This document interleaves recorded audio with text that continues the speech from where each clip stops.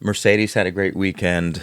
McLaren got in a fight, and Lewis Hamilton killed a hog. The Canadian GP was full of drama, full of events. Let's just get right into it. George Russell had a great start. Versus Max Verstappen. Russell's reaction time was 0.24 seconds, and Verstappen's reaction time was zero point 0.3. But if you look at the replay, you can see that 0.24 seconds was enough to launch George Russell out into the lead, and he maintained it going into lap one, turn one, and eventually went on to maintain a net lead for the entirety of the race.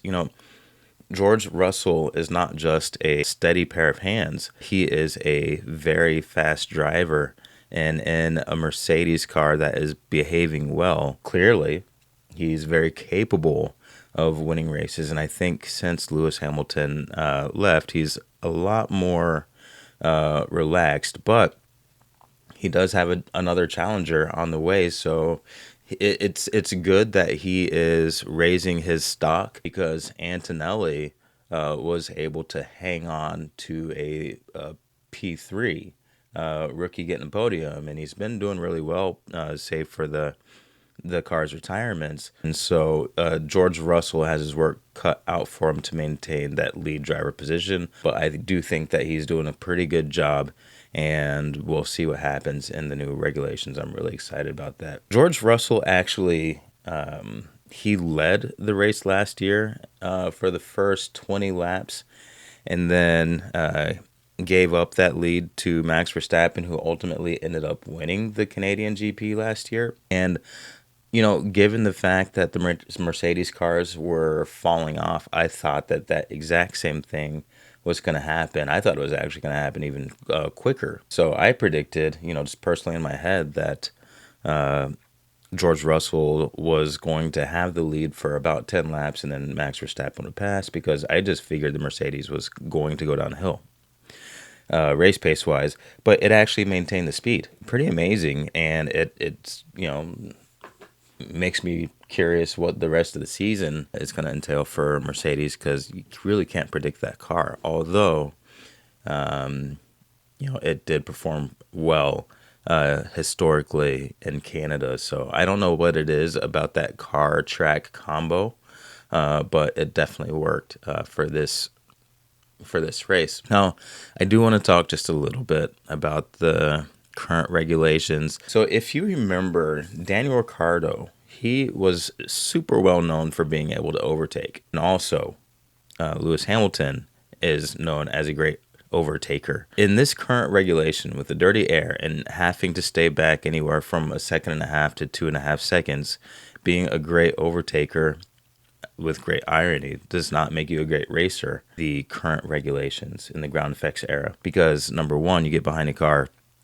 you've got dirty air, and so your aero doesn't work as well. So you've got, less grip, so you end up sliding around the track a little bit more. And then the side effect of sliding around the track is that you have greater tire degradation. And so you've got racers who clearly have pace, but just cannot get the pass done. That happened to Lando Norris later on in the race to great frustration. I'll talk about that. But the current regulations are not great for racers. I think it's good for qualifiers. I don't know what kind of comments I'll get for that, or some dislikes or whatever. It's not to downgrade anyone's accomplishments, because again, I mentioned that I am a Max Verstappen fan, and he did really well in this race, by the way. I'll talk about that just a little bit later. But yeah, I can't wait to see what the 2026 cars bring to the table. Lap one, Albon went off-roading, and that essentially killed his race. It looked like he was driving a rally car. He hit one of the sausage curbs and just went,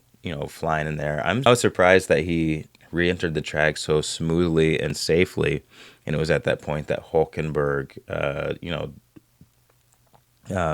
didn't overtake, and he was in the points for the second time. That's pretty awesome. So back to Mercedes, historically good around Canada, double podium and a race win in the race today. Let's talk quickly about McLaren. So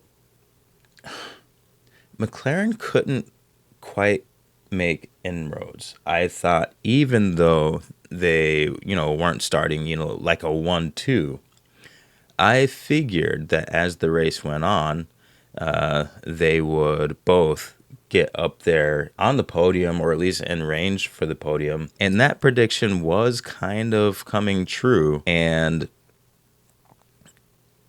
I think McLaren needs to get serious about its driver strategy or team strategy. The Papai rules really are not working for them. And if they're really all about doing what's best for the team, they should have told Oscar Piastri to swap positions with Lando Norris. Lando Norris clearly had the pace to come up and pass Piastri and then move on to battle Kimi Antonelli for the podium. But what ended up happening is lots of frustration as the McLarens were fighting one another. I think, if we look back at the Silver Arrows, I have a strange take on it. I think that the crash, thank goodness everybody was okay. But I think the crash was actually a positive symbol for Lando Norris, who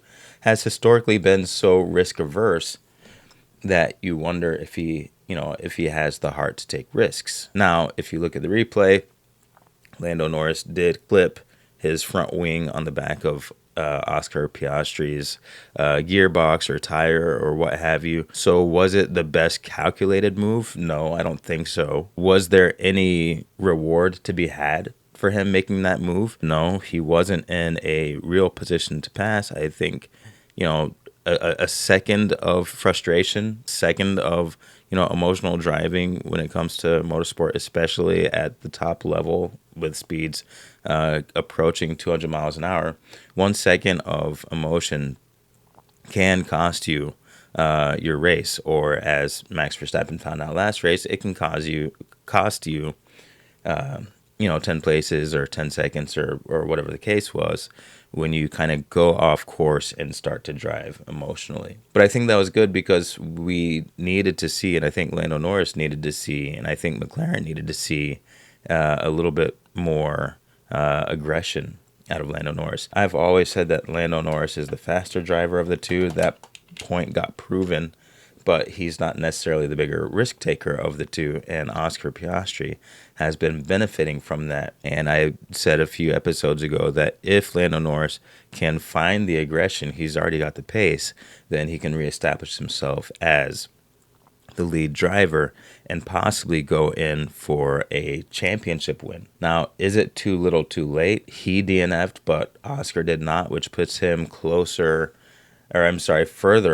apart from the championship leader, and Oscar ultimately benefited from Lando's mistake. So is it too late for Lando Norris to win a championship this year? I think it's still a little bit too early to call that, but it's not looking good, but it's still possible. If they both would have crashed out, and I'm not looking for any drivers to crash out. I think it's terrible when that happens. But if both were to crash out, then the lead would have not been different. They would have McLaren would have had plenty of points in the Drivers' Championship to spare, but that's not what happened. Oscar Piastri ended up benefiting. Now, Max Verstappen, he drove really well. He maintained second place. He got the podium. Meanwhile, the second Red Bull car was in P12, and does it mean that Max Verstappen is a driving genius? Could be. But it could also be that the second Red Bull car has been neglected so badly and is geared so much more toward Verstappen's unique driving style that it is almost impossible to drive for a second driver. So I think instead of looking to get rid of Yuki Tsunoda, I think you spend some time on the second car and make sure that not only are you in range for a driver's championship, you keep yourself in range for a constructor's championship. We'll see how that happens in the new regulations. Lots is going on in the new regulations. And let's switch over to Ferrari. Now, last week they were saying that Lewis Hamilton had floor damage, and it almost makes you wonder Were they telling the truth, or were they trying to save face on behalf of, Lewis Hamilton's, racing legacy that he's built so far? Or were they trying to protect their decision to bring Lewis Hamilton into Ferrari? Even being a Lewis Hamilton fan, I did have those questions in my head when they said that his floor is damaged. So you can only guess. When they said that he had floor damage again this week, I was like, okay, guys. Can we at least come up with a different excuse? I really want success for Ferrari, but you can't keep coming up with the same thing. And then the video was produced, or was leaked, or was discovered, of the actual groundhog that Hamilton hit. And apparently there's just a big old hole in the right side of the floor of the Ferrari, which is why he lost pace. And then all of a sudden, the P6 doesn't look so bad. Now, it would have been P7 had Norris not crashed out, but still, P6 with a big old hole in the floorboard of the car, which is where you get most of your grip, that's pretty impressive. I tried to look for more information on Ferrari, but information on Ferrari and how they're doing this year is difficult to come by. And I was able to find this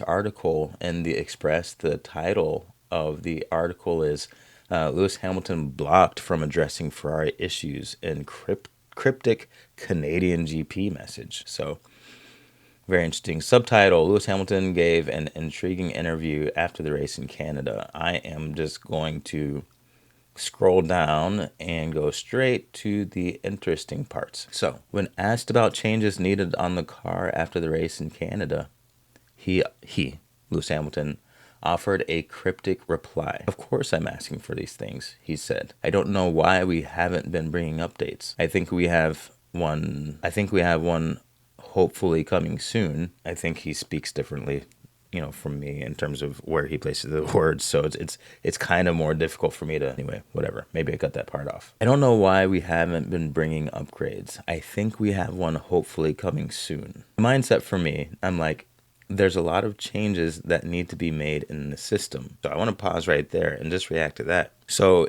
it's sounding like it's not just the tire strategy. No, it's not just, some of the decisions that are being made on the track. It's looking like there are some truly fundamental things at Ferrari that are blocking them from being great. And I believe that because they haven't been a true threat for a championship, save for almost getting the constructors last year.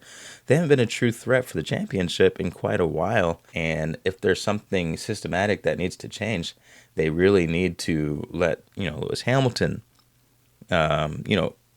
make some adjustments. It's good to listen to experienced drivers, especially when there are fundamental things wrong with the team. Okay, he says, I wish I could tell you what's happening. There's a lot going on in the background. Yeah, I can't say too much about it. There's so many things I wish I could tell you that could explain the things that have happened this year, the problems we've had, and what's going on within the organization. Yeah, I wish he could tell us about that as well, because I think, the motorsport world wants to know why Ferrari has just been kind of stuck looking so mid, why the radio transmissions between the race engineers and the drivers has just been, so not good. No, Michael, it's so not right. And like, no, Ferrari, it's so not right. Yeah. Hülkenberg, as I mentioned, second time in the points. I think Hülkenberg, and there's a lot of heart going on. Hülkenberg is driving with a lot of heart. Antonelli, Max Verstappen, Albon. Drivers are really trying to get out there. But I just have to shout out Hülkenberg for putting that Sauber in the points for the second time in a row. This guy can drive anything. Hats off to Nico Hülkenberg, and from what I understand, he's a really nice guy on the grid too, so I think that's cool. And it bodes well for Audi. Audi's been having troubles. I think Benito said that their power unit wasn't going to be the best in 2026. That's not good news. I hope it is better than what Benito is predicting, but we'll see what we get. Thankfully, Hülkenberg is at the helm, and I think that he is going to lead Audi into at least a decent, like, Williamsy, Alpine kind of, situation within Formula One. And I don't necessarily think they're going to be having to worry about coming in last place. So that was today's episode. A lot of talking, less graphics. If you've been watching this channel, you'll see that I've been doing a lot of shorts, and I'm going to continue to do those shorts because I think that they're super fun and I can be creative in what I put in there in terms of graphics and all that kind of stuff. It's super hard to do that through an entire episode, but doing that for a short is actually incredibly fun. So if you like those things that I'm doing, subscribe, because I'm going to keep doing it. Like, subscribe, comment, and I will see you next time, and I will see you in the shorts. That didn't sound right. I have been Dalton. This has been the Petrolist, and you have been great. I'm out.